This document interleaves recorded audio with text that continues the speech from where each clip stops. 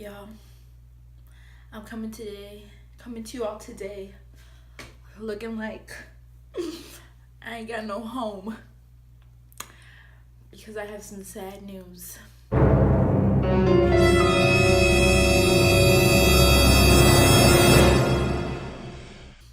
no longer bald-headed anymore.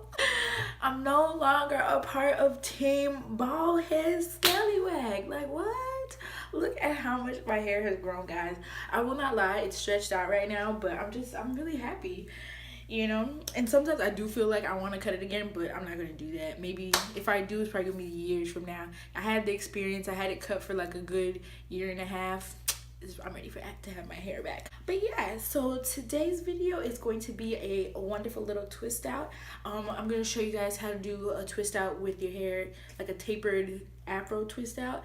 And when I say tapered, I mean because previously, before my hair grew out, I had this part shaved, so it's growing out like larger at the top and, you know, kind of tapered towards the end. So it's pretty simple, pretty easy, and we'll just get started. So I'm going to start by splitting my hair into the crown and then the bottom of my hair. This will make the twist out come out more defined because we're not using such bigger sections of hair, if that makes sense.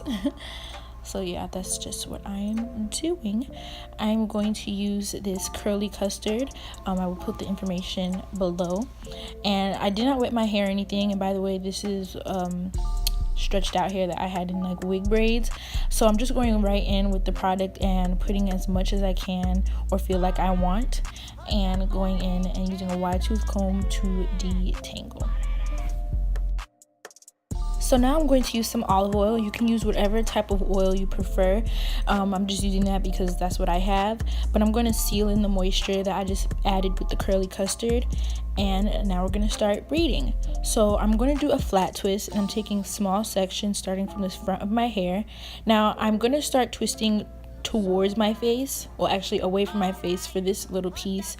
For no particular reason, but you will see later that once I get to the top, I will start twisting towards my face because I want the curls to kind of fall forward. But it's not that big of a deal as far as, you know, the hairstyle coming out a certain way, so you can just really twist in whatever direction you want. If you don't know how to flat twist, there's a lot of videos on YouTube showing how, but really you're twisting like you would twist any other piece of hair, but you're picking up as you go like you're doing a French braid. It's 10 times easier than French braiding, so if you can French braid, you can flat twist. So as you can see, the section I made really isn't even, but it doesn't matter because we're going to do a twist out. So it doesn't matter how big it does matter how big the sections are, but it does not matter if it's super neat because we're going to take it out anyway.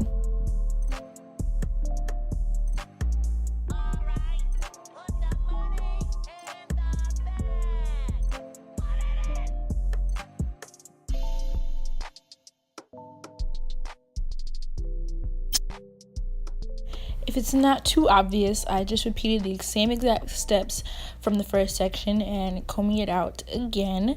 Obviously this section's a lot bigger, but us putting it in two sections is good because that will again help our twist out to be really defined and pretty. And in case you were wondering, I didn't use water just because I didn't want my hair to be too wet and I want it to be able to dry before the morning, because that's a big thing with twist outs.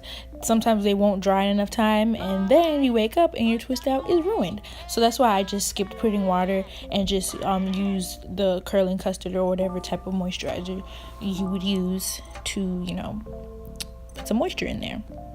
So I'm splitting my hair down in a side part because that's what I like, and I did it kind of at this angle because I want the hair to just kind of come out like a big afro, if you get what I'm saying. I didn't want it to be like a weird square part.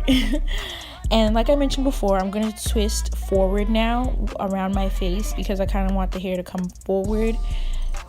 But if you don't like that, you can always do it in the other direction.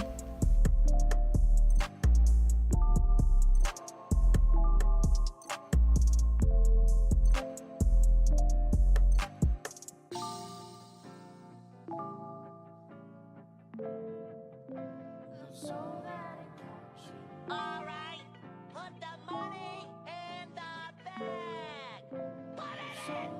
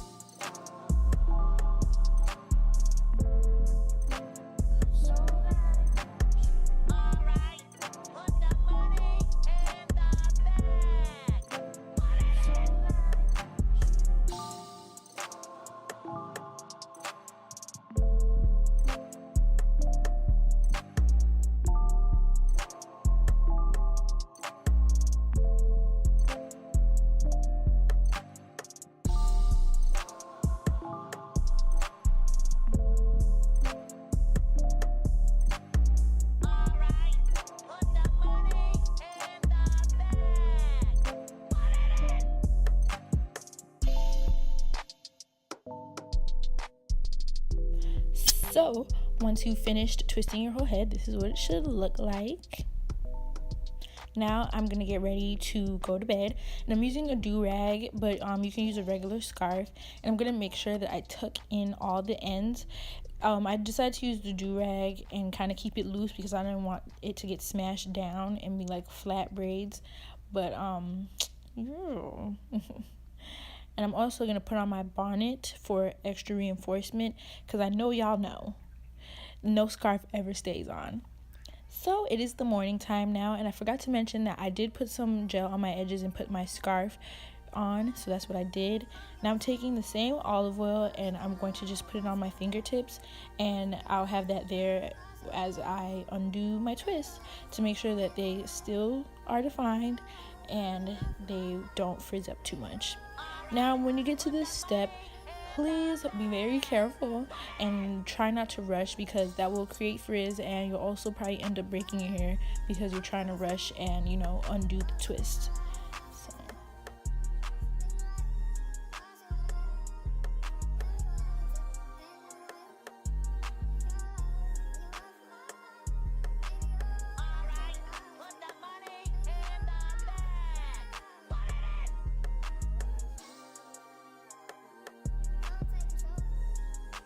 So this is my hair once all of the twists are out, and now I'm going to take my wide tooth comb and just fluff it out. I didn't really have to separate the individual twists any more than I did, but if you like that look, you can do that too. But the comb kind of will do it for you, and, you know, make the hair bigger and, you know, fluff it. So once you've picked your hair to your liking, this is how it came out. Of course, I'm going to go in and do my edges because no look is complete without some baby hairs. I know I say that all the time, but I really feel like I'm the baby hair queen / authority, you know. Also getting my sideburns.